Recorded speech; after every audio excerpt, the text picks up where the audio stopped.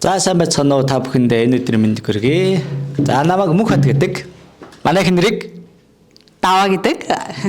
за тэгээ манай охиныг болохоор аялгуунаа. За хүүг маань Ивэлэ гэдгээ. За ингээ бид хэд бол Мөнх хотын гэр бүлийнх байна. За манай гэр бүл хамгийн анх Ховд аймагт 2021 оны 8 дугаар сард одоо бид хэд ирсэн. Тэгээд эхнэр бид хоёр 21 оны 7 дугаар сарын 24-нд төрмөө игээд за түүнээс хойш 14 хоногийн дараа ер нь Ховд аймгийг зорж ирсэн байгаа. Бурхан Исая 43 дахь бүлгийн 18-19 дахь ишлэлээр дамжуулан одоо бидэнд илгээлтийн дуудлагыг манд баталж өгсөн. Энэ дээр юу гэж хэлсэн бэ гэхээр урдын эмийг бүүд орсохдон, эртний эмийг бүү бодохдон, үзэгдэн би шин зүйл хийх болно. Та нар үнийг мэдэхгүй гэж юу? Би хээр тал зам тавьж цөлт голыг урсгана гэж хэлсэн. Тэгээ бурхан энэ үгээр дамжуулан манай гэр бүл Ховд аймаг руу илгээгдэж ирсэн байгаа. Манай цуглаанд загчин, халах, бурайд, дөрвөд, хотон, туваа гэх мэтлэн угсаатны хүмүүс явдаг. За үүгээр манай чуулган бас одоо бидний илгээгдэж ирсэн Ховд аймаг маань онцлогтой. За бид нэр 5 жилийн өмнө хаашил чуулганыг эхлүүлээд тэгээд цуглж эхлэх үед бид нэр ямар харааг авсан бэ гэхээр Ховд аймагт байгаа залуучууд, Ховд аймагт байгаа залуу гэр бүлүүдэд хүрч үйлчлэе гэдэг бурхнаас тэрхүү алсын харааг авсан. За тэгээ бид нэр тэр алсын хараан дотроо одоо хүртэл ингээ урагшилж байна. Одоо миний энэ зогсож байгаа газар бол бидний сүм чуулгана хийдэг одоо заал манаагаа. За тэгээд бид нар бүтэнсөө өдөр болгон энэ газар хүндэтгэл мөрөглөг өргөдгөө. За тэгээ бид нар энэ жил манай сүм чуулганы маань 5 жилийн тохиож байгаа. За тэгээд 5 жилийн тохиолдлаад бид нар сүм чуулганыхаа маань хамтдаа нэгэн том одоо зорилгын төлөө одоо хөдөлж эхэлсэн байгаа. За тэгээ энэ юу вэ гэхээр цуглаа хийж байгаа энэхүү байр маань төрөөслөг бид нар. За харин энэ төрөөсөлж байгааны хооронд бид нар энэ байрыг худалдаж авъя гэдэг зорилт тавин одоо хамтдаа залбирч хамтдаа эзэн дотор өргөж байгаа.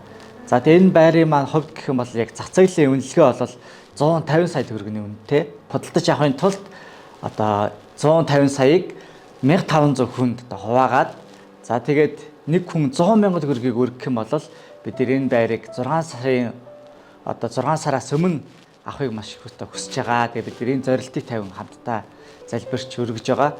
Тэгэхээр тэр 1500 хүний нэг нь таныг бас танаа сүм чуулганыг бас танаа хамт олныг байгаасаа гэж хүсэж байна. Тэгээд эзний хаанчлал Ховд хэлэгдэхин төлөө та бүхэн маань залбирлаараа бас өргөлөөрөө оролцоосоо гэж таныг уриалж байна. Бид өнгөрсөн 2025 оны 9 сараас эхлээд 3 сезон кино кафе төсөл хэрэгжүүлсэн.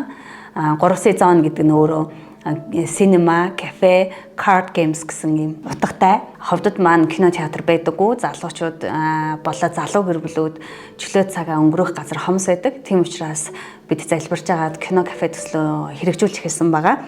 Тэгээд энэхүү төслөөр дамжуулаад яг гэр бүлүүдэд өсвөр залуучуудад ер нь хүрэх зорилготой харилцааныхаа хил хязгаарыг тэлээд тэр хүмүүст харилцаа холбоо тогтоогоод тэр хүмүүс сайн мэдээ ярих цаашлаад цуглаандаа урих гэсэн ийм алсын хараатаагаар энэ кино кафе төслийг хэрэгжүүлж эхэлсэн байгаа. За бид энэ газараа бүтэнсээ өдөр болгон цуглаанаа хийдэг. Бас эсийн бүлгийн уулзалтууд болон хувьчлан уулзалтуудаа хийдэг. Хэрвээ бид цаашдаа өөрсдийн гэсэн чуулганы байртай болох юм бол энэ бизнесээ чуулганы дэргэдэх бизнес болгох хүсэлтэй байгаа. Ингэснээр чуулганы үйл ажиллагаа маань улам илүү өргөжин тэлж, цар хүрээгээ тэлж, цаашлаад сүм чуулганаа дэмжих боломжтой. Тэгээ та бүхэн өргөжлүүлэн бидний үйлчлэлийн төлөө бас өөрсдийн гэсэн байртай болохын төлөө залбирч өгөөрэй. Бидний өөрсдийн тухай бичлэгийг үзсэн та бүхэндээ баярлалаа. Бид өөрсдийнхөө чуулган болоод алсын харааныхаа зорилгын талаар та бүхэндээ хуваалцах гэж хичээлээ. За та бүхнийг үргэлжлүүлэн бидний үйлчлэлтэй бас бидний илгээлттэй бидний алсын хараатай нэгдэж хамт үйлчлээсэй гэж хүсэж бас уриалж байна.